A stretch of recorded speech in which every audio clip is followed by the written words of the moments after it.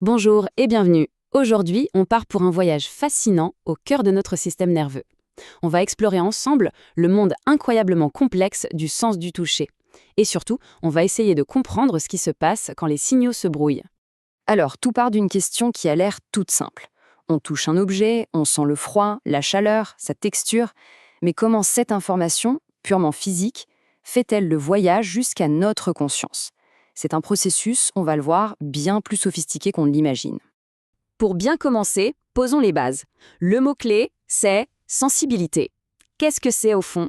Eh bien, est tout simplement la capacité de notre système nerveux à capter des informations, que ce soit une caresse sur la peau ou la position de notre bras, et à les analyser pour ensuite y répondre. C'est le système de communication fondamental du corps. Pour se le représenter, on peut imaginer tout ce système comme une immense autoroute de l'information. Un réseau ultra performant qui connecte chaque millimètre carré de notre corps à notre grand centre de commandement, le cerveau. Et attention, cette autoroute, elle n'est jamais vide. À chaque instant, des millions de signaux y circulent à des vitesses folles. Ils transportent des infos cruciales sur la température, la pression, la douleur, ou même simplement la position de nos membres dans l'espace. C'est un flux constant, vital pour notre survie. Bon, rentrons un peu plus dans le détail. Cette grande autoroute, ce n'est pas une simple nationale, non. Elle a deux voies principales, deux routes bien distinctes, et chacune est spécialisée dans un type de transport bien précis. D'accord, les noms sont un peu techniques, mais les fonctions, elles, sont très claires. D'un côté, on a la voie lemniscale. On peut la voir comme la voie express, celle des informations fines et détaillées. De l'autre côté, la voie spinothalamique. Ça, c'est plutôt le système d'alarme du corps, pour les signaux vraiment urgents. Regardons d'abord cette voie lemniscale. C'est elle qui nous permet, par exemple, de reconnaître une pièce de monnaie au fond de notre poche, juste au toucher, sans même la regarder. Elle gère les infos sur les textures, les vibrations. C'est la voie de la précision, du détail. Et voici l'autre voie, la spinothalamique. Elle, son rôle est complètement différent. C'est notre système d'alerte. Quand on touche une plaque brûlante ou un objet piquant, c'est cette voie qui envoie un message d'urgence au cerveau pour nous dire « Attention, danger, réagis tout de suite ». Son but, c'est de nous protéger. Mais que se passe-t-il quand ce système si bien organisé se dérègle? Quand il y a en quelque sorte des accidents sur cette autoroute de l'information? C'est précisément là qu'apparaissent ce qu'on appelle les troubles sensoriels. Gros, il y a deux types de pannes majeures. L'anesthésie, c'est le blocage total. L'autoroute est coupée, l'information ne passe plus du tout. Et puis il y a la paresthésie. Là, c'est différent. Le signal est brouillé, le cerveau reçoit bien quelque chose, mais l'information est déformée, un peu comme des parasites sur une ligne téléphonique. Et ces signaux brouillés, ils peuvent se manifester de façon très bizarre. Des fourmillements, des picotements, la fameuse sensation d'avoir des épingles et des aiguilles dans un membre. Parfois, c'est une impression de courant chaud ou froid, sans aucune raison, ou même de véritables décharges électriques.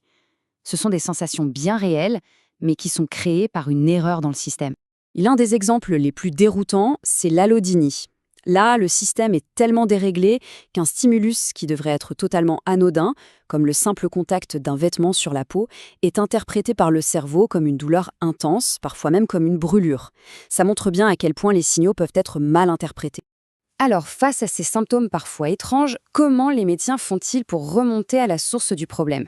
Eh bien, ils se transforment en véritables détectives, à la recherche du moindre indice sur notre fameuse autoroute sensorielle. Le principe de base est simple, chaque symptôme est une piste. Le type de sensation anormale et surtout l'endroit exact où elle apparaît sur le corps, ce sont des indices cruciaux.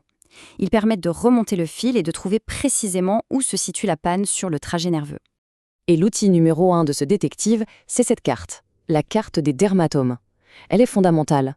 Elle montre avec une précision incroyable quelle zone de la peau est câblée à quelle racine nerveuse.